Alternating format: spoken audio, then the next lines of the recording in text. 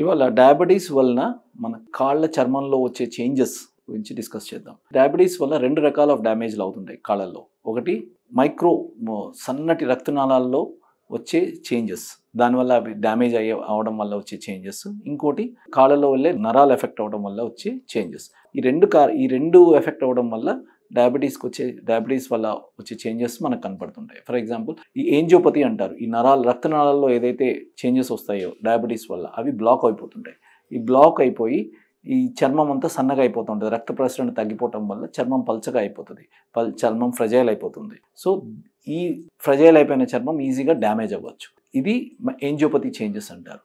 అలాగే ఈ నరాలు పనిచేయకపోవటం వల్ల, ఏదైతే డయాబెటీస్ వల్ల హై షుగర్ లెవెల్స్ వల్ల అక్కడ ఉండే ఫైన్ నరాలు ఏదైతే ఉంటాయో అవి డ్యామేజ్ అయిపోవటం వల్ల కాలికి సెన్సేషన్ తగ్గిపోతుంది.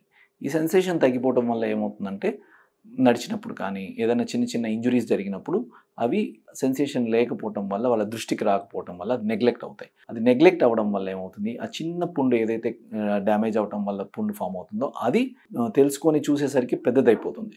అది పెద్దదైపోయి ఇన్ఫెక్షన్ స్ప్రెడ్ అవ్వడం వల్ల ఒక్కొక్కసారి ప్రాణానికి కూడా ప్రమాదం వచ్చే అవకాశం ఉంటుంది. ఒక్కొక్కసారి కాలు కూడా తీయాల్సి రావచ్చు అనమాట. సో ఇట్లా నెగ్లెక్ట్ చేయడం వల్ల ఇన్ఫెక్షన్ ప్రోగ్రెస్ అయిపోయి ఇట్లా కాంప్లికేషన్స్ వచ్చే అవకాశాలు ఉంటాయి.